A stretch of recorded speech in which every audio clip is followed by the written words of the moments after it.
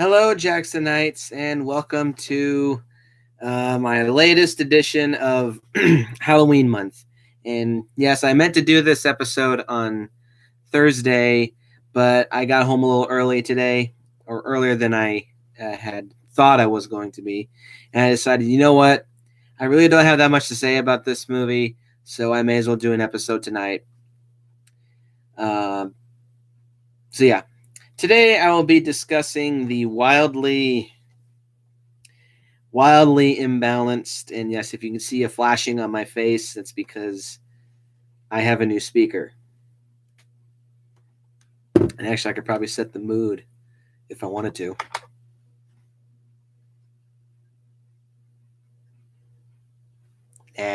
Don't work. There we go. Anyway, so and hopefully you guys can still hear me with this speaker being plugged in, though I'm pretty sure you guys can. Anyway, so I'll be talking about 1989's Halloween 5, The Revenge of Michael Myers. Even though on the title screen for this movie, it just says Halloween. The subtitle is nowhere to be seen on the film. So Halloween 5 is a bit of a controversial installment in the Halloween series because it introduced a lot of ideas into the series that some say, yeah, I like the direction that they went with in this movie, but most seem to say, and I definitely do agree with this general consensus, Halloween 5 was when the Halloween franchise was starting to show signs of wear and tear. And I wholeheartedly do agree with this statement. After the success of Halloween 4, as I said last time, I'm going to bring this down just a little more. After the success of Halloween 4, Halloween 5 was rushed into theaters the next year with this roughly the same budget as its predecessor. However, whereas Halloween 4 made $17 million in its box office,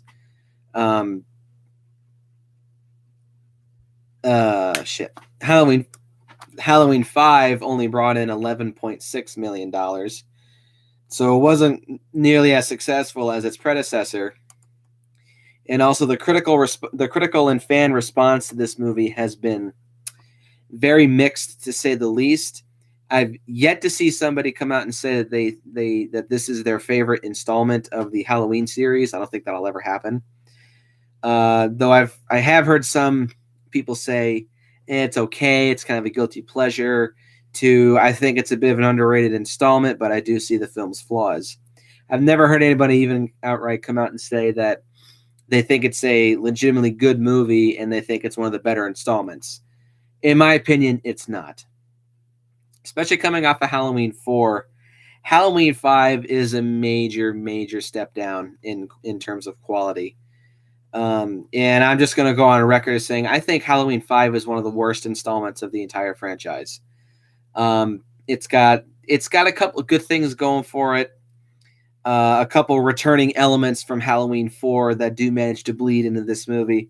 But overall, Halloween 5 really has a lot of problems. And I feel like a lot of them have to do with studio decisions because they're riding high off the success of Halloween 4. And they just said, oh, let's get another one out. We're trying to be Friday the 13th here. Let's get a sequel out every year.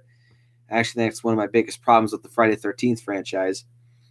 And also, apologies for mentioning Friday the 13th so much when I'm reviewing these movies. You know, they're so similar in so many ways. And of course, they're slasher franchises. Each franchise at some point borrowed elements from each other to make their own thing. And for those who are going to say, if you're mentioning Friday the 13th so much, why don't you just review them? Not going to happen. Sorry. I may as well just talk about the same movie for 8 episodes apiece. Not going to happen. You'd get bored. But anyway, back to Halloween 5. So yeah, I do think Halloween 5 is one of the weakest links in the entire Halloween franchise. And like I said at the beginning, I really don't have that much to say about Halloween 4. Or not Halloween 4, Halloween 5. So hopefully this episode won't be nearly as long as yesterday's. I mean, not that I didn't like it being as long as it was. I enjoy reviewing movies with Jack, but I didn't expect it to be an hour long. I was expecting it to be more like 48 minutes, but whatever. So the plot of Halloween 5. On October 31st, 1988, Michael Myers, played by Don Shanks this time. Actually, no, did he play Halloween, or, goddammit. Did he play fuck, why can't I speak? It's almost 10 o'clock at night, guys. I'm very tired. Did he play Michael Myers in the last movie?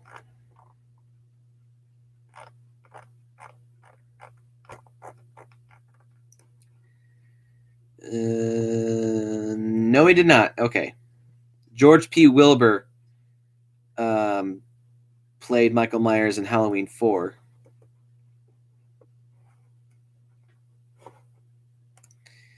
And like I said, what's his name? Yeah, Don Shanks plays Michael Myers in Halloween 5. So Michael Myers is gunned down a bajillion times and falls down a mine shaft. And in a scene that they did not show at the end of Halloween 4, the police throw a stick of dynamite down this mine shaft and, of course, blows up, sealing in the mine shaft. However, Michael stumbles out of an escape vent, falls into a river, and he stumbles upon a hermit who bandages Michael up, and Michael proceeds to fall into a coma again, which places him in the hermit's care. And 1 year later, on October 30th, 1989, Michael awakens, kills the hermit. Why do you gotta kill your caretakers, dude? And, of course, returns to Haddonfield, where his niece, Jamie Lloyd, once again played by Danielle Harris, continues to live after nearly being killed by Michael Myers the year before. Though, sadly, she has been committed to a children's hospital, having been rendered mute due to psychological trauma, suffering from nightmares, seizures, and being treated for attacking her foster mother under Michael's influence, and exhibiting signs of a telepathic link within her uncle, which is totally comes right out of butt the fuck nowhere. Dr. Loomis, of course, being played once again by Donald Pleasence, becomes aware of Jamie's psychic link with Michael and tries to convince Sheriff Meeker, played by Beau Starr, I think once again, that Michael is still alive. Meanwhile, showing signs of a metaphysical connection to Jamie, Michael tracks Jamie to a local child mental health clinic. He proceeds to kill Jamie's foster sister, Rachel, with a very glorified cameo by Ellie Cornell, by stabbing her in the chest with a pair of scissors, and begins stalking their friend Tina, played by Wendy Kaplan. And Michael also kills Tina's boyfriend with a sharp rake to his head. And later that night, Tina and her friends, Sam and Spitz, yes, his name is Spitz. Why? They go to a Halloween party at a farm, but sensing that Tina is in danger, Jamie, having, of course, regained her ability to speak, goes to warn her, and her friend Billy goes with her. And while Sam and Spitz are fucking in a barn, Michael shows up, impales Spitz with a pitchfork, and Sam, yeah, totally. Sam is slashed across her chest with a garden scythe, which is probably the best kill in the film. And Michael then leaves the barn, kills 2 deputies that Dr. Loomis had asked to keep an eye on Tina for her protection. And after the party, Tina goes into the barn and discovers all the bodies. Michael chases Tina, Jamie, and Billy with a car, taking his sweet-ass time while he's driving. And Michael fatally stabs Tina in the chest. Loomis, Sheriff Meeker, and the cops arrive on the scene and rescue Jamie and Billy. Jamie then finally agrees to use herself as bait to help Loomis stop Michael for good. And with Jamie's help, Loomis lures Michael back to his abandoned childhood home, which looks completely different from the original Halloween, of course. And in the old Myers house, Loomis and the cops create a setup. Jamie senses that Mike has arrived at the clinic and Billy is in danger, which causes Sheriff Meeker, along with most of his backup, to leave the Myers house.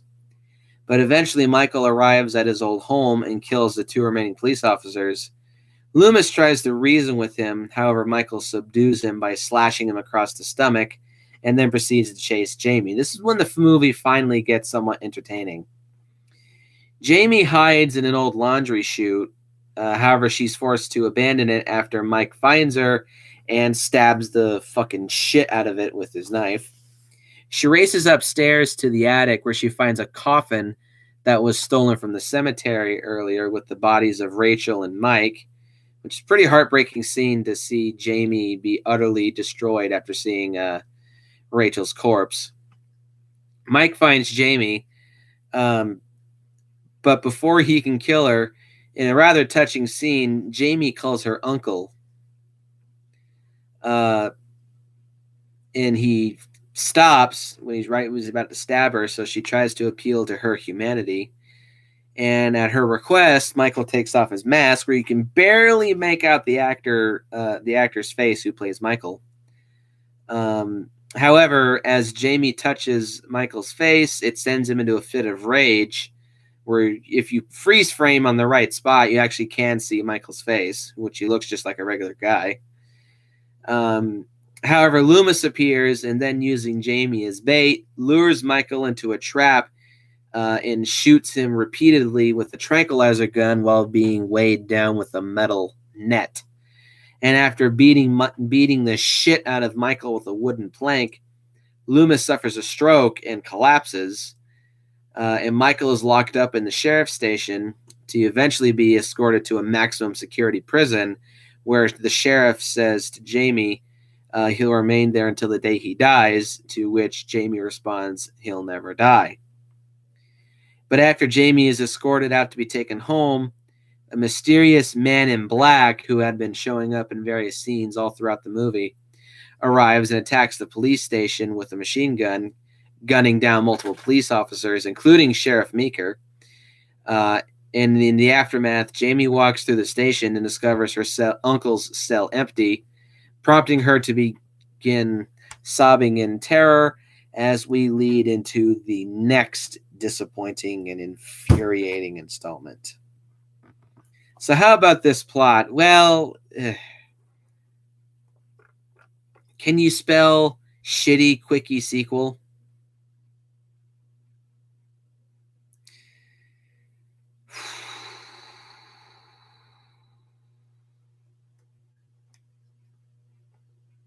Yeah, I can. I sure as fuck can. In Omega Picture, I already said in my Halloween promo, I will not be reviewing part 3. And shit, I clicked that on my film ratings. So anyway, this story, I'm not really a fan. It screams of being a quickie sequel. It screams. I just read that while Halloween 4 was still in theaters, the executive producer Mustafa Akkad, whom the Akkad family have been the executive producers throughout the entire Halloween franchise. Apparently, Mustafa Akkad had already laid out the plans for Halloween 5 while Halloween 4 was still in production. So that just goes to show that the Akkad family has been milking this franchise to death ever since the beginning, which, let's be honest, they really have. And this sequel just screams of being rushed. It screams of being poorly made. It screams of just let's get this movie out as quick as we can. And it really does show. It shows in the characters and the story and the kills and in the writing. Over every aspect of this movie, to me, just screams rushed. And I'll get to that a little later. Come on, hurry up and load, you fucker. Sorry, guys, hang on.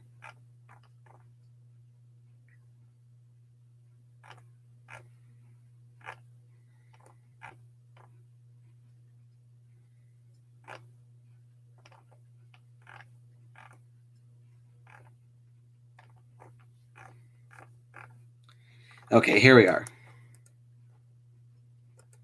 So let's get to the pros and cons. Hang on.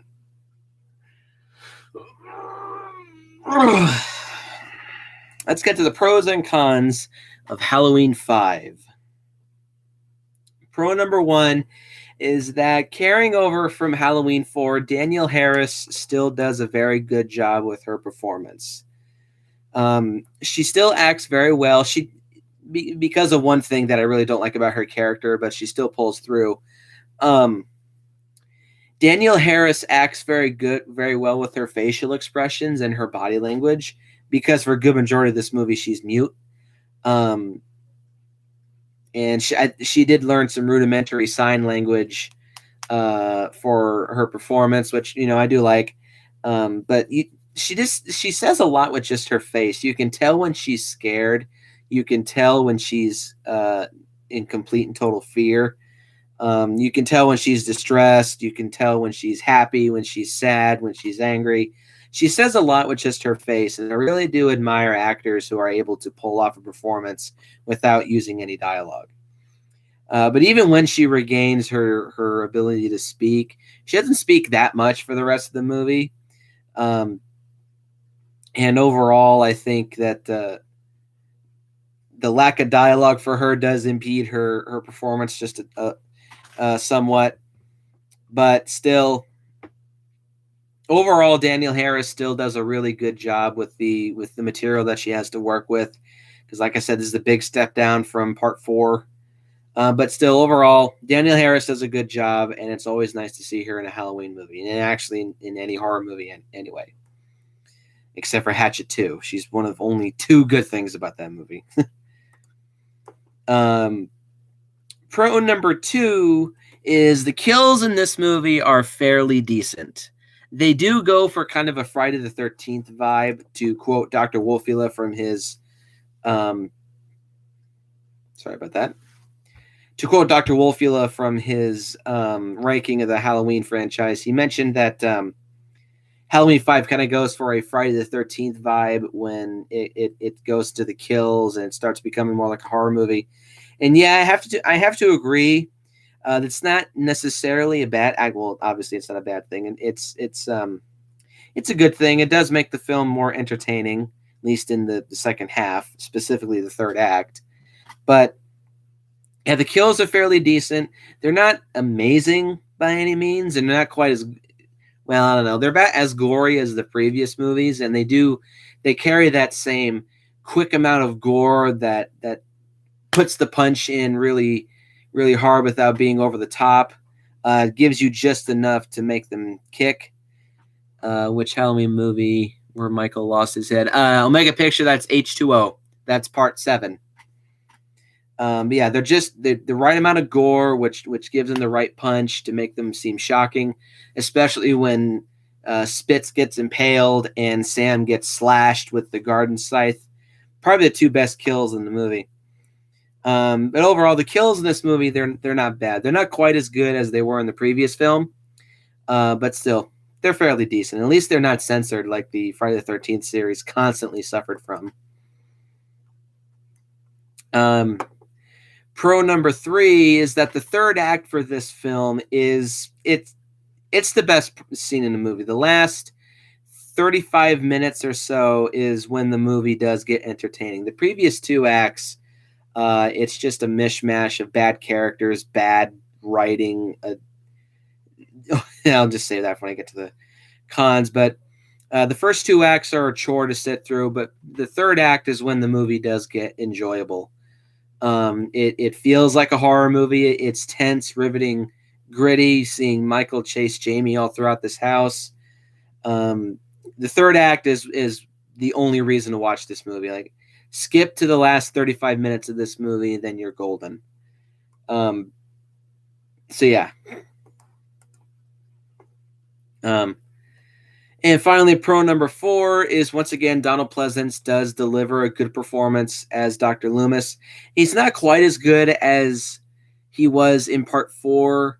I feel like that's just because Donald Pleasence was starting to get old with this one.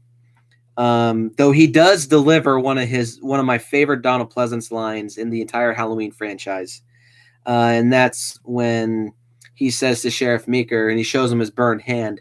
He says, "I prayed, that he would burn in hell, but in my heart, I knew that hell would not have him.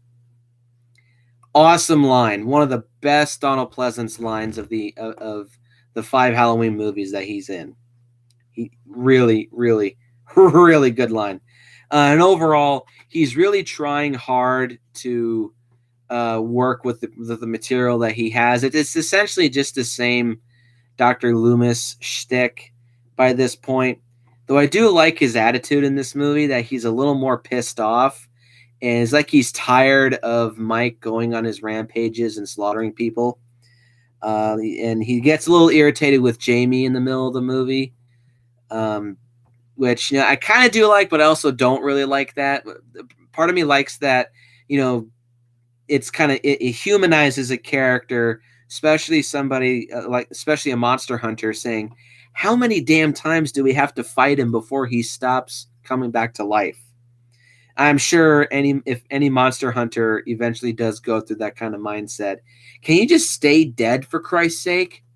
I'm sure, like Van Helsing, if he was real, I'm sure he would go through that. The Ghostbusters, I'm sure, would go through that. I'm not a Ghostbusters fan, I'm just throwing that as an example. Various Power Rangers throughout the years, I'm sure they've had the mindset of, can these bad guys can just stay dead for Christ's sake? How the hell do they keep coming up with ways to come back? So you know what I mean. I like that Loomis is a lot more irritated in this movie, but I also don't, because it seems a little out of character for Dr. Loomis to just be all pissed off and be all irritated, especially with Jamie, who's an innocent little girl in this case. But still, it does humanize him. But overall, Dr. Loomis is good in this movie. Not quite as good as in Halloween 4. And though I probably would say it's his... See, I don't know. It's either his second or third best performance in the Halloween series, because I still have not watched the producer's cut of Halloween 6, so I may have to eat my words when I finally get around to seeing that. But, yeah. But for now, I will say that this is my second favorite Donald Pleasance performance in the Halloween series. And that's about it for the pros. The rest is cons.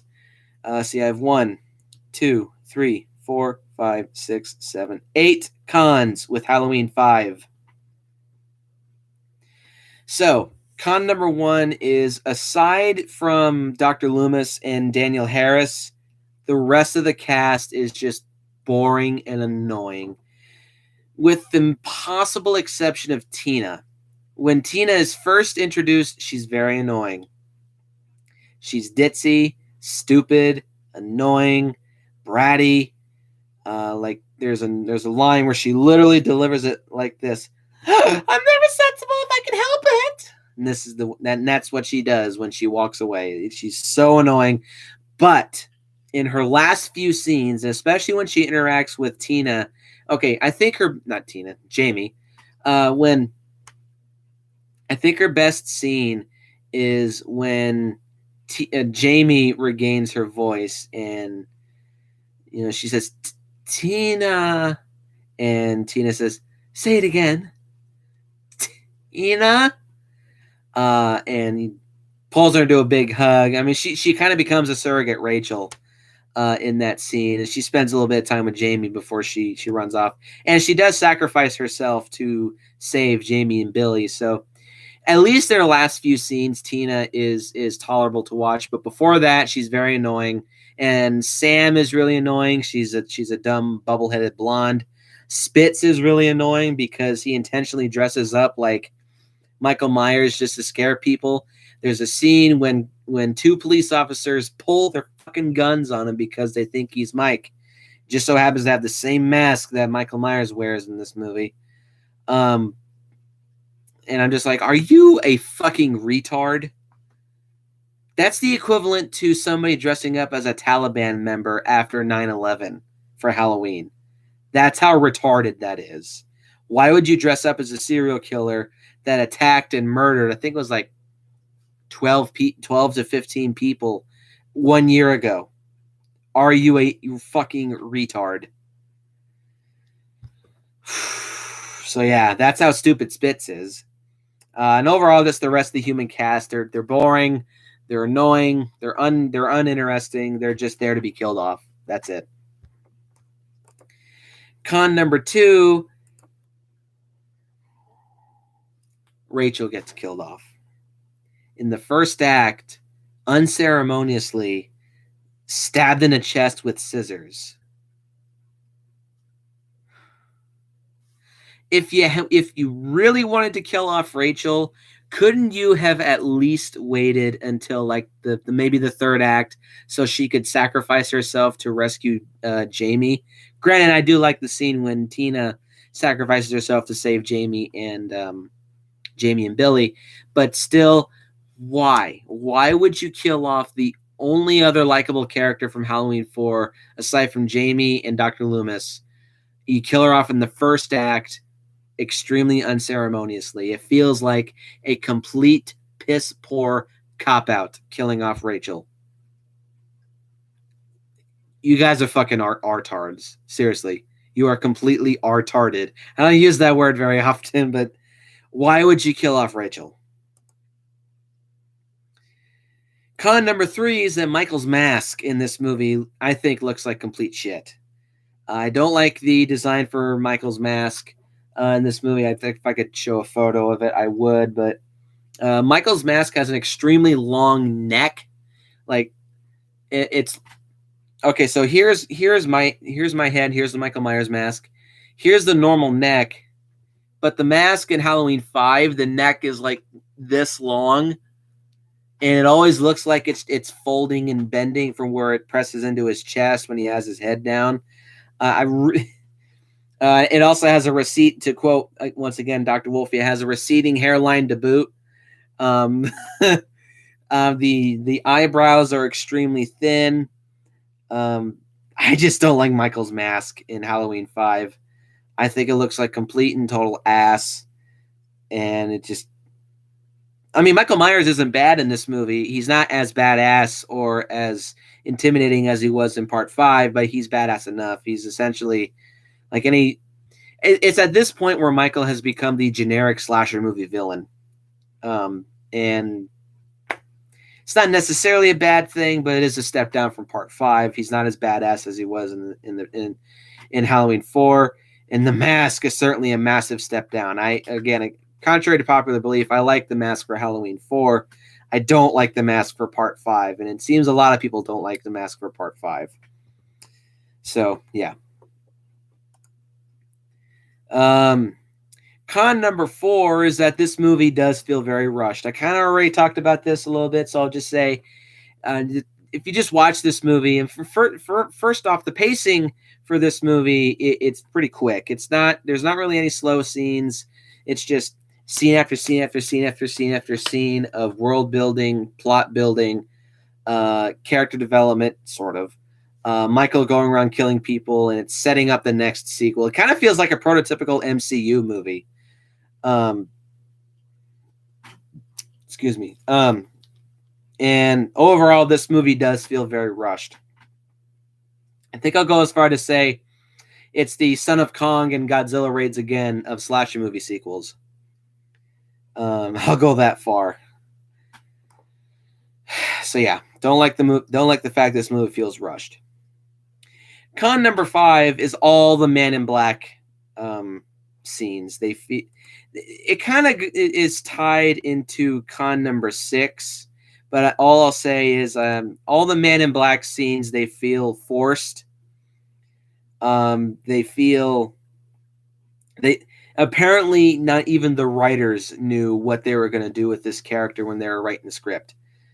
So that's why I think that the Man in Black feels very rushed. He feels very shoved. Well, not really. No. He's not rushed. He feels very shoved in.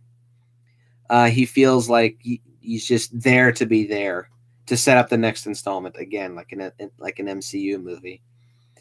But this leads into con number 6, is that the supernatural elements of this movie feel very shoved in. Like the telepathic link that Jamie and Michael have, I really do feels like it comes out of butt the fuck nowhere. And all throughout the movie, this is where the thorn tattoo is introduced. Michael has a symbol on his wrist. I'm actually gonna draw it myself with a Crayola marker.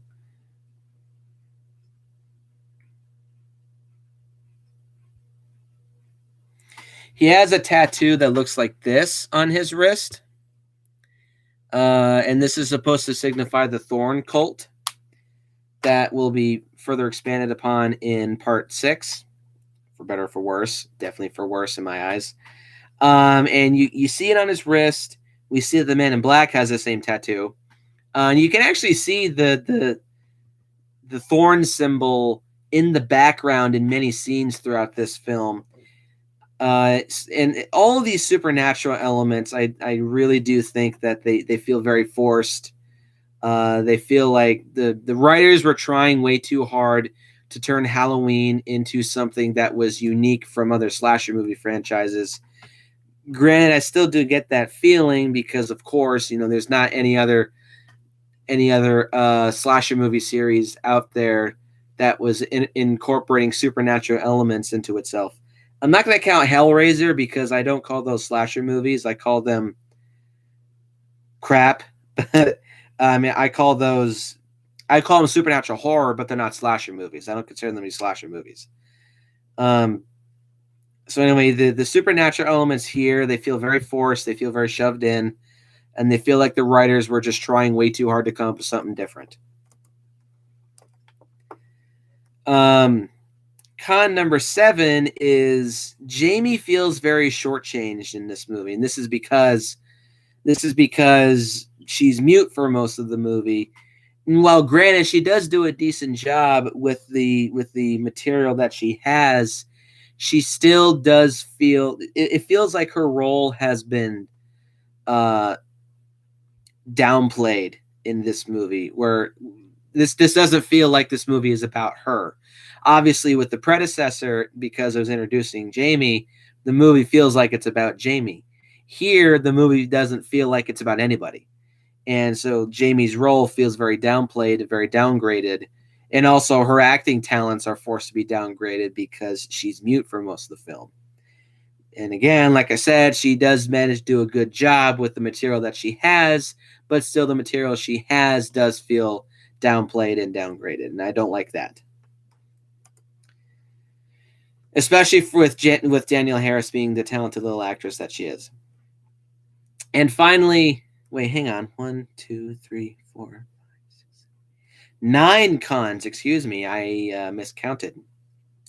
Then this last one here is kind of just a meh thing. It's a bit of a nitpick. Con number 8. I don't really like this movie's score. It's probably the most generic Halloween score in the entire franchise. I mean, sure, you had the Halloween theme popping up every now and again, but overall, it just feels like generic horror movie music, which some may say it's not really a bad thing because at least it feels like a horror movie, which is true, but still, the series up to this point has had a pretty good track record with having good scores, and this is the first one to break that record. Don't really like the music score, but it's not a big problem. And finally, con number 9 is that the ending to this movie is super sequel bait. And it feels like the Man in Black and the supernatural elements, because the Man in Black shows up, it feels like it's forced, shoved, and comes out of butt the fuck nowhere. I don't like this movie's ending. I don't like it nearly as much as the ending to Halloween 4. Because there it still felt like it came out of butt the fuck nowhere, but at least here you see the Man in Black all throughout the movie, so at least at some point he's going to show up again. But still, it feels forced. It's super sequel bait. At least this movie did get a sequel, just not a good one. Yeah, I don't like this movie's ending. Super sequel bait. So overall, like I said, I don't really have that much to say about Halloween 5. I do think it's one of the weakest links in the Halloween series. Though, despite the few good things that it has going for it, unless you're an absolute, utter, die-hard Halloween fan, you can probably give this one a pass. So my rating for Halloween 5 will be a 3.5 out of 10. I do think it's one of the weakest installments and is one of my least favorite Halloween movies of the entire franchise. So, oh boy, that was a rough one to sit through. So join me tomorrow as I do a double feature. I'm pulling a Decker Shadow with part 6 here. Or no, will it be tomorrow? It might be. No.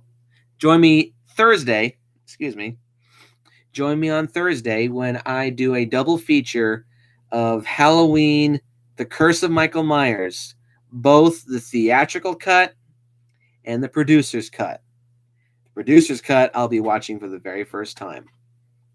So again, join me for that on Thursday. Post your comments down below. Let me know what you think. Hit the like button, hit the subscribe button, and share this video with your friends. And as always, go out and make sure that your foster sister is protected by your uncle, for Christ's sake. She was a good character. And I will see you guys in the next video. Happy Halloween.